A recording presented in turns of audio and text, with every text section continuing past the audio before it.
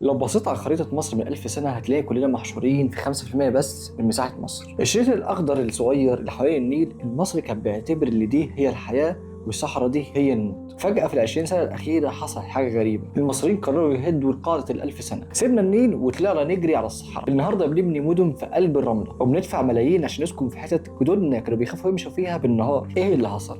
وهل إحنا بنبني مستقبل ولا بنعمل فقاعة؟ وإزاي العقار بقى هو أساس المصريين في الاستثمار؟ جهز قهوتك ويلا بينا نرجع لأصل الحكاية في أم الدنيا مصر. بداية العقار الحديث بدأت في مصر مع الخديوي إسماعيل. الراجل ده كان عايز يخلي القاهرة قطعة من أوروبا. قبل الخديوي إسماعيل كانت القاهرة عبارة عن حواري ضيقة وبيوت متلاصقة. الخديوي إسماعيل جاب مهندسين فرنسيين بنوا وسط البلد القاهرة الخديوية. بس ركز معايا بقى في اللعبة العقارية اللي عملها الخديوي إسماعيل. قبل ما يجي كان أغنياء كانوا ساكنين في الشرق اللي هي السيدة زينب والدرب الاحمر والجماليه. المناطق دي كانت هي البرايم لوكيشن وقتها. الخديوي اسماعيل عمل حركه ذكيه جدا، هو ما كانش بيبني شوارع واسعه بس، هو كان بينقل مركز الثقل. بنى اسرع عابدين في منطقه كانت عباره عن برك ومستنقعات في منطقه غرب القاهره. ومجرد ما نقل مقر الحكم من القلعه لعابدين خلى كل الاغنياء والوزراء ينقلوا من اصولهم التاريخيه ويروحوا جنب القصر الجديد عشان خاطر يبقوا جنب السلطه. اسعار البيوت في القاهره القديمه وقعت وفقدت البرستيج. المنطقه الجديده اللي كانت عباره عن طين سعر المتر فيها بقى هو الاغلى في مصر. الخديوي اسماعيل علمنا ان قوه العقار بتيجي من قوه اللوكيشن، وقوه اللوكيشن بيحددها مقر الحكم والخدمات. ودي نفس اللعبه اللي بنشوفها النهارده بتتكرر في العاصمه الاداريه. هننقل مركز الثقل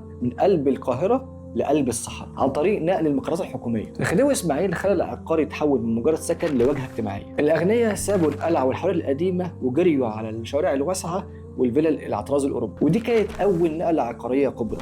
العقار بقى يحدد انت مين في المجتمع. سنة 1905 حصلت أغرب مغامرة عقارية في تاريخنا. واحد بلجيكي اسمه إمبارون اشترى حتة أرض كبيرة جدا فين بقى؟ في قلب الصحراء في غرب القاهرة. الناس قالوا عليه مجنون، مين اللي هيروح يسكن في الصحراء ومعدية بقى؟ بس البارون ما كانش مجرد مجنون، ده كان مطور عقاري صايع بيفكر ل 100 سنة قدام، وعمل 3 حاجات خلى الرملة تبقى أغلى من الذهب لحد النهاردة، وهي دي الزتونة اللي المطورين النهاردة بيمشوا عليها. أول حاجة المواصلات قبل المباني. البارون ما استناش الحكومة وبنى مترو مصر الجديدة بفلوسه الخاصة قبل ما يبني البيت. هو فاهم ان العقارات لو ما فيش وسيلة توصلك للسكن أو للشغل في 15 دقيقة يبقى كده ملوش لازمة. محدش هيشتري في الصحراء، ودي أول قاعدة للبيزنس. وفر الطريق هتبيع المبنى. وده اللي بنشوفه النهارده في اهتمام الدولة بالمونوريل والقطار السريع قبل الناس ما تسكن في العاصمة الإدارية الجديدة. تاني حاجة هو أول ما نبيع اللايف ستايل مش الحيطان بس. البارون ما بناش بيوت وسكت، هو بنى مدينة متكاملة. بنى هناك اغلى وافخم فندق في افريقيا وقتها، اليوبلس بلس، اللي هو النهارده قصر الاتحاديه. تخيل لما تبني فندق عالمي في وسط الصحراء، انت بتشد الاغنياء والسياح والملوك،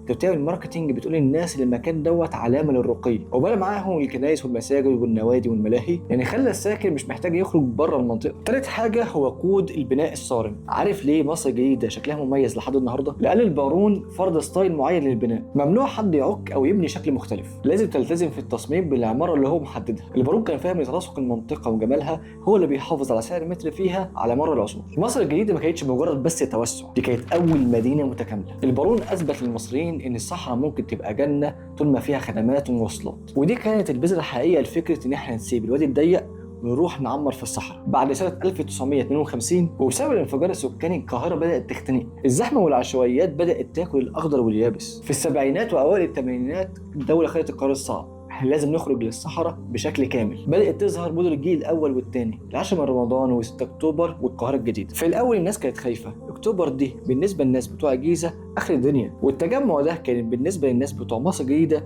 مكان للزبالة. لكن مع الوقت حصل تحول للعقلية العقارية، الدولة بدأت تنقل الجامعات والشركات للمناطق ديت، وشركات التطوير العقاري بدأت تبني كومباوندز في الأماكن دي. فجأة السكن في الصحراء بقى برستيج، وأسعار اللي كانت بملاليم بقت بملايين. في سؤال دايما بيتسأل، ليه المصري بيحط شقة عمره في الشقة؟ السبب تاريخي واقتصادي، احنا شعب مر بظروف اقتصادية صعبة، تغيير عملة وتضخم، فالمصري عرف اللي الذهب ممكن يتسرق والبورصة ممكن تخسر والبنك فايدته ممكن تروح مع تضخم، لكن الطوب مش بيخسر. دي الجملة المحفورة في عقولنا، وده اللي خلى للعقار هو اساس الاستثمار في مصر. بس استنى عندك قبل ما تتحمس وتنزل ترمي فلوسك في اول مشروع يقابلك، لازم اكسر لك القاعده دي شويه. جمله العقار ما بيخسرش دي اكبر خدعه ممكن تقع فيها لو ما فهمتهاش صح. مش اي طوب تشتريه يبقى استثمار. العقار ممكن يخسر ونص ويخسر كتير كمان لو ما شريتهوش صح. لو شريت في منطقه ملهاش مستقبل او خدمات هتفضل محبوس في شقه محدش عايزها وسعرها مش بيزيد. لو اشتريت مع مطور تعبان وعوضه على الورق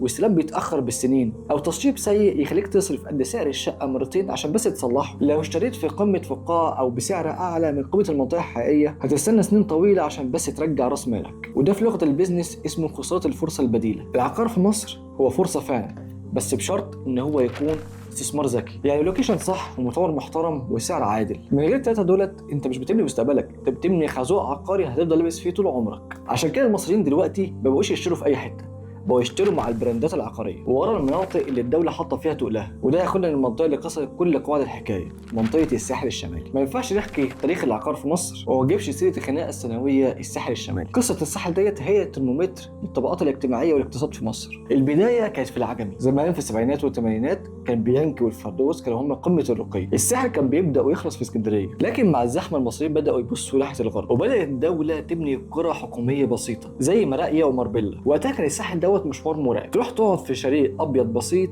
والهدف بس تشوف البحر. النقله اللي غيرت تاريخ الساحل هي مارينا. في التسعينات ظهرت مارينا دي ما كانتش بس مجرد قريه، دي كانت اول براند عقاري سياحي في مصر. لاول مره نشوف بحيرات صناعيه وفيلل وقصور على البحر وبورتو مارينا نقلت الساحل من مكان للمصيف لمكان لاستعراض الثروه، وبدا سعر المتر يتحرك لمستويات غير منطقيه، وبدا الساحل يزحف اكتر ناحيه الغرب. عصر بقى الساحل الشرير والاستثمار العالمي. فجاه دخلنا في مرحله سيدي عبد الرحمن، المطورين الكبار دخلوا، سودك واعمار وماونتن فيو حولوا الساحل من قرى لمدن عالميه. الساحل ما بقاش شهرين في السنه، الساحل بقى استثمار عقاري بيكسب اكتر من اي شقه في قلب القاهره. الشاليه اللي كان بمليون من 10 سنين دلوقتي بقى ب 20 و30 مليون. الساحل الشمالي وصل لذروته بالصفقه اللي تمت مع الامارات في راس الحكمه، 35 مليار دولار عشان تحول المنطقه ديت لدبي البحر المتوسط. الساحل ما بقاش بتاعنا لوحدنا، دي بقت منطقه جذب عالميه. التحول ده بيقول لنا حاجه واحده على العقار في مصر، المصريين بيحبوا البحر بس بيحبوا الفلوس اكتر. الساحل بقى هو البورصه الحقيقيه اللي الناس بتحط فيها فلوسها وهي مطمنه ان الموجه دايما هترفع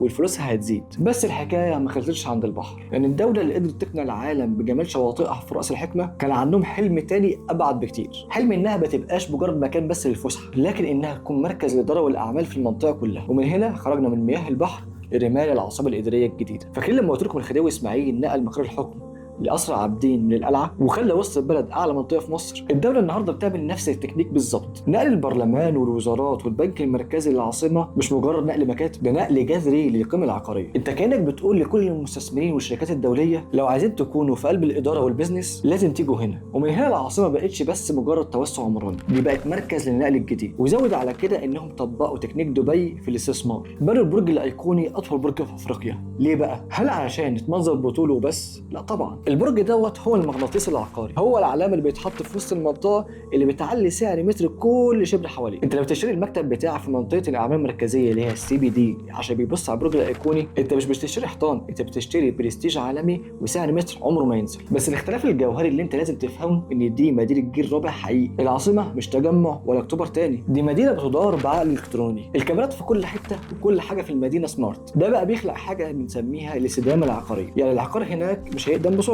والخدمات هتفضل بمستوى عالي عشرات السنين، وده اللي بيخلي المستثمر الاجنبي يبدا يثق ويحط فلوسه وهو مطمن. التحدي الحقيقي اللي كل مستني اجابته، هل العاصمه هتنجح انها تكون منطقه حيويه فيها ناس وعيشه، ولا هتفضل بس مجرد منطقه اداره؟ الاجابه هتختصر في حجم الخدمات والجامعات الموجوده في العاصمه. الدوله بتراهن ان الصحراء هي اللي هتشيل مستقبل مصر، وزي ما البارون نجح في مصر الجديده من 100 سنه، هم مراهنين ان التاريخ هيعيد نفسه في العاصمه. طب هل احنا بقى بنقلد دبي؟ الحقيقه ان احنا بنستخدم تكتيكات دبي، ناطحات سحاب، ايقونات معماريه، تسويق ضخم بس على اراضي مصريه وتحديات مصريه. المخاطره هنا في الفجوه، هل القوه الشرائيه للمصريين هتقدر تلاحق على الاسعار ديت؟ وهل المدن ديت هتبقى عامره بالسكان ولا هتفضل استثمارات مقفوله؟ ده بقى التحدي اللي هنعرف اجابته في السنين اللي جايه. الخلاصه، تاريخ العقار في مصر بيقول لنا ان احنا شعب عقاري بالفطره. احنا كسرنا قاعده ال 7000 سنه اللي ربطتنا بالنيل وخرجنا للصحراء مش بس عشان الزحمه، لاننا ادركنا ان القيمه الحقيقيه بتتصنع بالرؤيه والمواصلات. من اول خديوي اسماعيل ما نقل الثقه اللي وسط البلد، والبارون اللي تحدى الدياب في مصر الجديده، لحد ما وصلنا النهارده في العاصمه الاداريه وراس الحكمه. اللعبه هي مش بتتغير، امشي ورا الدوله والخدمات والمواصلات هتلاقي الدهب. بس افتكر دايما ان مصر بلد اللي الطوب مش بيخسر فيها فعلا، بس بشرط انك تشتري عقار ذكي. لو لوكيشن غلط او مطور تعبان او سعر مبالغ فيه، الطوب هيتحول لحمل تقيل عليك بدل ما يكون سندك. العقار في مصر هو الحلم والامان، بس للشاطر اللي بيحسبها بالورقه والقلم. رحلتنا النهارده في شوارع وصحراء مصر عرفتنا ان احنا بنبني جمهوريه جديده وتحديات كبيره وطموح ملوش حدود. وزي ما دبي قدرت تبيع الحلم للعالم، مصر النهارده بتراهن ان الرمل المصري هو اللي هيشيل اقتصادها السنين اللي جايه. الحلقه اللي جايه هنجاوب عن اكتر سؤال بيتسال: لو معاك قرشين النهارده تشتري بيهم ذهب ولا تحطهم في عقار ولا تجرب بقى حظك في البورصه؟ هنرجع 100 سنه لورا ونحسبها بالورقه والقلم، وهنشوف جدك لو اشترى ذهب وجدك التاني اشترى شقه، مين فيهم دلوقتي هو الاغنى ومين اللي فلوسه طارت مع التضخم. لو عجبتك الرحله النهارده من النيل للصحراء ما تنساش تعمل لايك وشير وسبسكرايب، وقول لي في التعليقات بجد بعد ما عرفت حكايه مصر الجديده والعاصمه الاداريه، لو معاك مقدم شقه النهارده تحطه في وسط البلد وسط العراقه والتاريخ، ولا في العاصمه الاداريه وسط التكنولوجيا والمستقبل؟ استنوني في الحلقه الجايه، حلقه المواجهه الكبرى. وزي ما قلت لكم احنا مش مجرد محتوى، احنا بنرجع لاصل الحكايه. وخليك فاكر مفتاحك مع مهدي. سلام.